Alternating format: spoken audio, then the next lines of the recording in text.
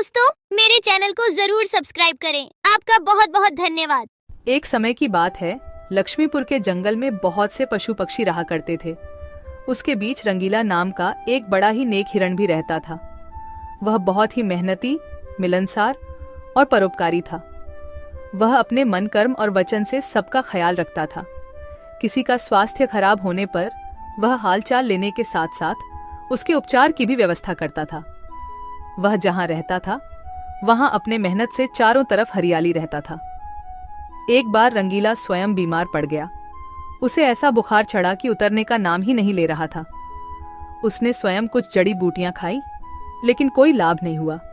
उनकी बीमारी की खबर पूरा जंगल में फैल गई थी, लेकिन उसे देखने के लिए कोई नहीं आया। तब उसका मन अधिक मुरझा गया। उसे उठा नहीं जा रहा था। फिर भी वह उठकर थोड़ा आगे आया और उसने देखा कि 2 हिरण उनके इलाके में आ गए थे। वह उनके बड़ी बड़ी हरी हरी घास खा रही थी। उन्होंने जब रंगीला को देखी तो मुस्कुराने लगी। अरे रंगीला, कैसी है तुम्हारी तबीयत? हम लोग तो तुमसे ही मिलने आए हैं, तुम्हारा हालचाल जानने आए हैं। हाँ रंगीला, मैंने सुना तुम्हारी तबीयत बहुत खराब है, तो हमसे रहा नहीं गया, इसीलिए चले आए हैं। अब बताओ, कैसी तबीयत है तुम्हारी? तबीयत में कुछ सुधार नहीं आया है, अब कोई दूसरी दवा लेनी पड़ेगी। हाँ हाँ, अच्छी दवा लेना और अपनी ख्याल रखना। अब तुम आराम करो, हम चलते हैं। रंगीला मुड़कर अपनी घर के तरफ चला गया और इधर दोनों हिरण फिर से रंगीला के इलाके के हरे हरे घास खाने लगी। हमने इस जगह के बारे में जितना सुना था उससे कहीं ज्यादा पाया। रंगीला ने बड़ी मेहनत से ये गुलशन सजाया है। चारों तरफ हरियाली ही हरियाली है। देखकर और खाकर तबीयत खुश हो गई। अभी पेट भरकर खा लेता हूँ, फिर कल रंगीला से मिलने के बहाने आ जाऊंगा। हमें रंगीला से क्या काम, हमें तो यह हरियाली खींच लाई है। चलो, हम फिर कल आएंगे रंगीला से मिलने के बहाने। जब दोनों हिरण का पेट भर गया तब वह वहां से चले गए और अपने इलाके में जाकर वह रंगीला के इलाके के हरे हरे घास के बारे में तारीफ करने लगे। अरे भाई, यहाँ सूखे घास खाकर पड़े हो, वहाँ जाओ रंगीला के दरबार में, रंगीला का हालचाल पूछो और पेट भर के हरे हरे घास खाओ। बहुत अच्छा है रंगीला, उसके बीमार होने पर भी हमें हरे हरे घास खाने के लिए मिल रहे हैं।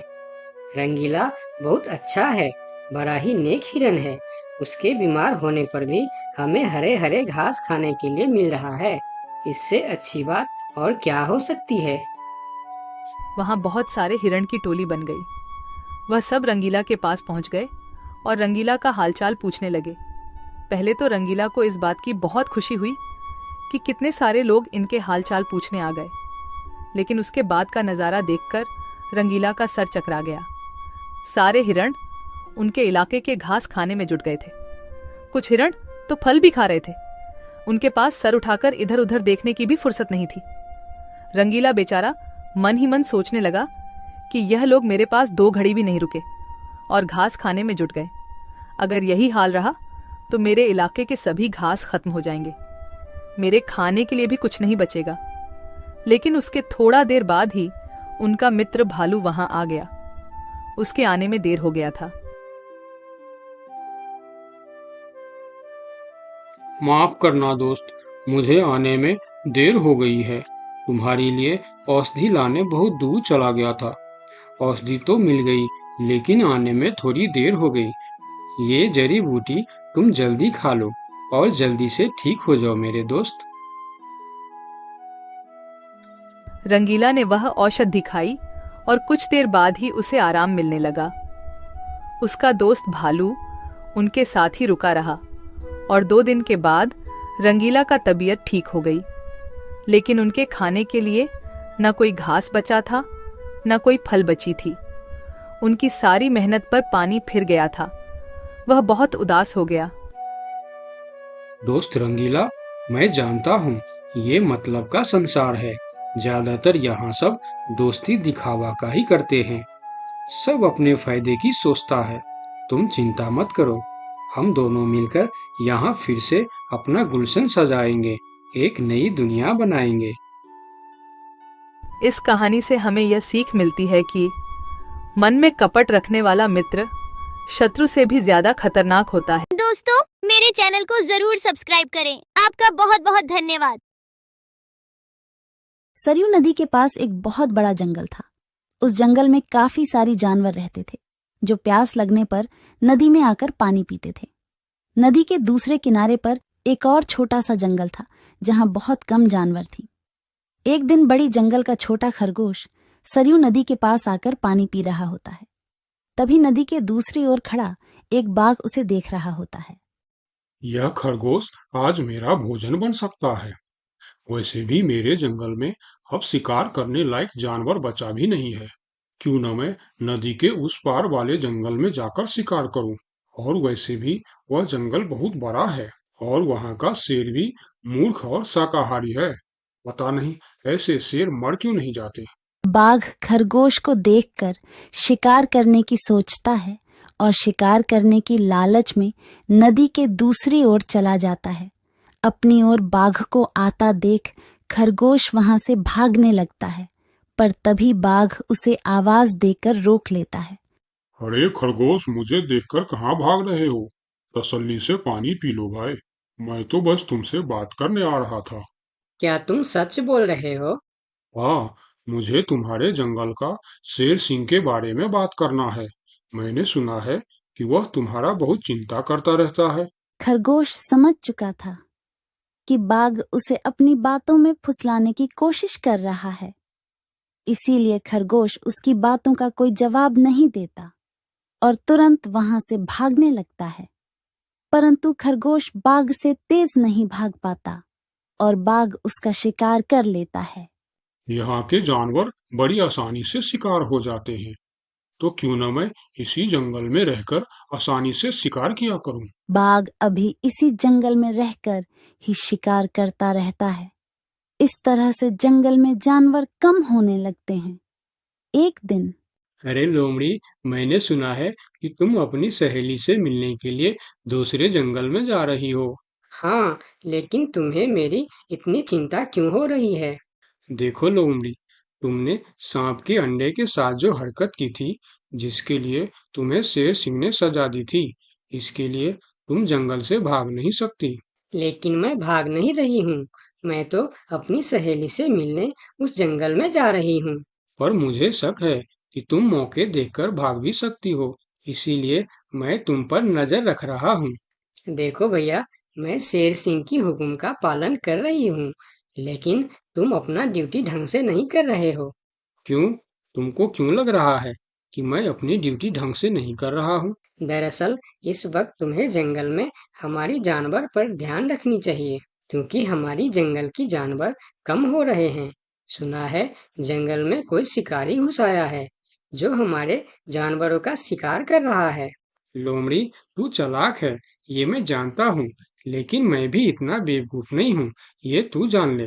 मैं तेरे बातों में नहीं आने वाला।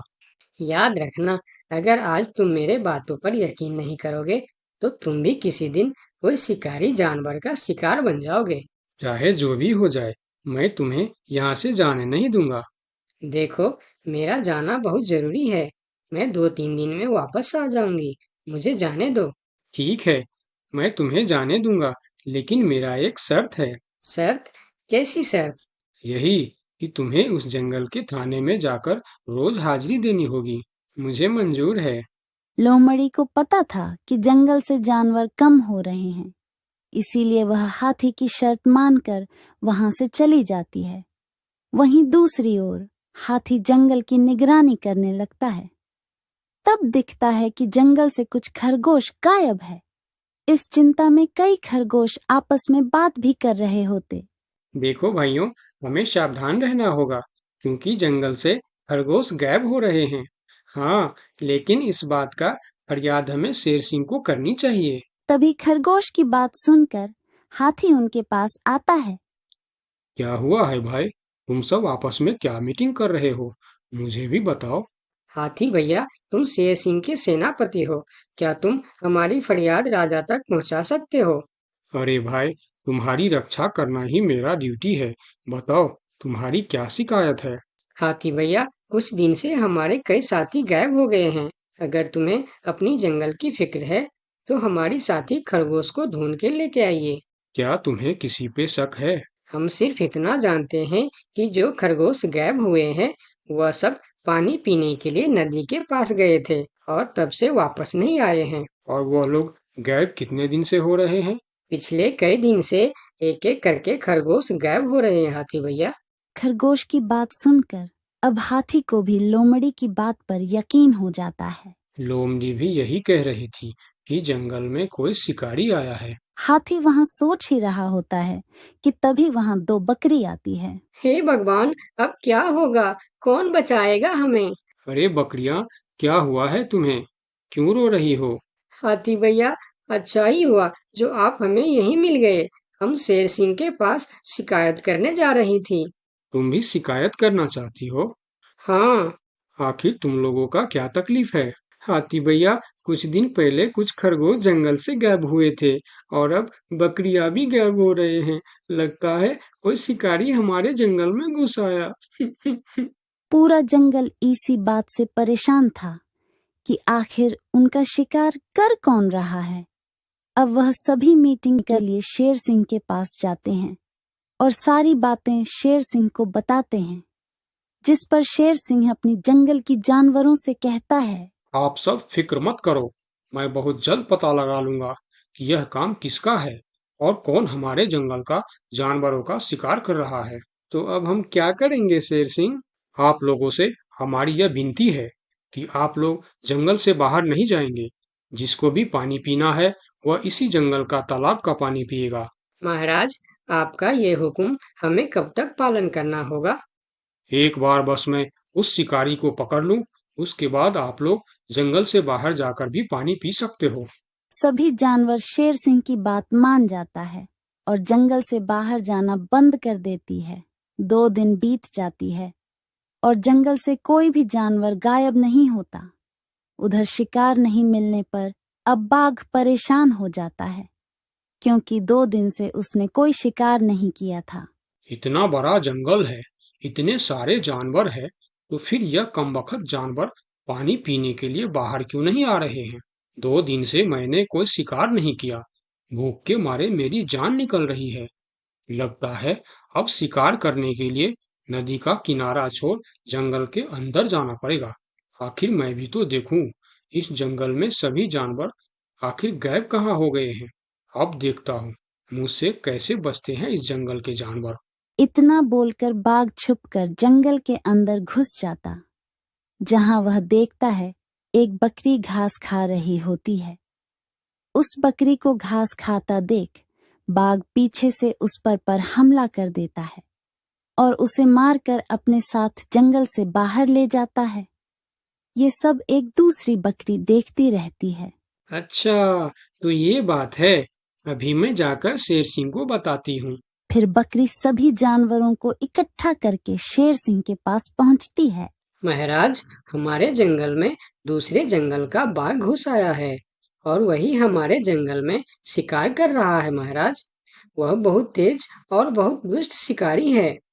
उसने हमारे सामने ही हमारे साथी को मार डाला, जो मैंने अपने आंखों से देख के आया हूँ। महाराज, अब आप कुछ कीजिए महाराज, नहीं तो हमारे प्रजाति खत्म हो जाएंगी।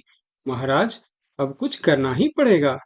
अब आप कुछ कीजिए महाराज, नहीं तो हमारी प्रजाति खत्म हो जाएंगी। हाँ महाराज, अब कुछ करना ही पड़ेगा। सबकी बात सुनकर शेर थोड़ी देर सोचकर बोला, लोमड़ी कहाँ है? महाराज, वो नदी के उस पार वाले जंगल में गई है। शेर सिंह लोमड़ी के मदद से बाघ को पकड़ने का मन ही मन प्लान करके बोला, देखो, इस जंगल का जानवरों का रक्षा करना हमारा पहला कर्तव्य बनता है और मैं आप लोगों की रक्षा जरूर करूंगा।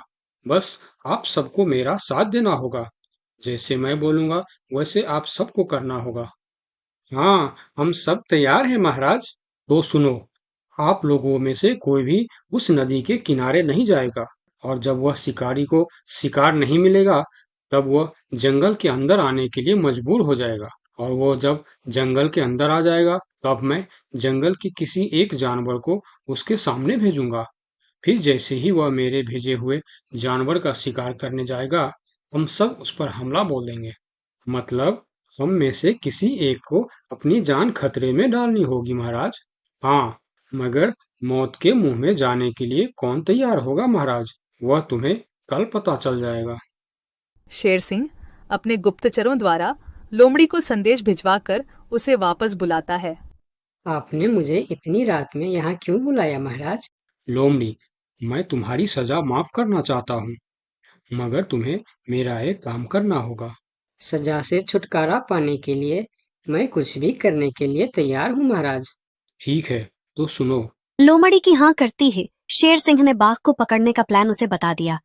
महाराज, जब बाघ मेरा शिकार करने आएगा तब आप मुझे टाइम पर आकर बचा तो लेंगे ना? मैं शेर हूँ, कोई नेता नहीं जो वचन देकर मुकर जाऊंगा। तुम निश्चिंत रहो, तुम्हें कुछ भी नहीं होगा। अगले दिन प्लान के अनुसार लोमड़ी नदी के किनारे जाता है। शिकार को आता देखकर बाघ खुश हो जाता है। वाह, आज मुझे पेट भरकर खाना मिलेगा। शिकार के नजदीक आते ही मैं उसे मार दूंगा। लोमड़ी डरते डरते नदी के किनारे पहुंच जाता है। हे भगवान, टाइम पर शेर सिंह को भेज देना। कैसी हो लोमड़ी? मैं ठीक हूँ बाघ भाई। अभी तो तुम ठीक हो, लेकिन थोड़ी देर बाद ठीक नहीं रहोगे। क्या मतलब? मतलब ये कि मैं अभी भूखा हूँ, और जब मैं भूखा होता हूँ तो किसी का भी शिकार कर लेता हूँ। इतना बोलकर जैसे ही बाघ लोमड़ी की तरफ जाता है, वो शेर सिंह के जाल में फंस जाता है और वहां सारी जानवर आ जाता है। बाघ, तू शिकार के लालच में मेरे चंगुल में फंस गया है। अब तेरी कहानी खत्म। तुमने मुझे धोखा दिया शेर सिंह। जैसी करनी वैसी भरनी, मुहावरा तो तूने सुना ही होगा। बाघ, तू सबको धोखे से मारता था, इसीलिए मुझे तुम्हें भी धोखे से मारना पड़ा। मुझे माफ कर दो शेर सिंह, मैं हमेशा के लिए जंगल छोड़कर चला जाऊंगा। तूने हमारे जनता पर अत्याचार किया है, अब तुम्हें इसका हिसाब चुकाना पड़ेगा। साथियों, अपना बदला ले लो। शेर सिंह की आज्ञा मिलते ही सारे जानवर उस बाघ पर टूट पड़ता है। इस तरह से शेर सिंह अपने चालाकी और सूझबूझ से अपने जंगल के जानवरों की रक्षा करता है। इस कहानी से हमें यही सीख मिलती है कि धोखे का अंजाम धोखा ही होता है, जैसी करनी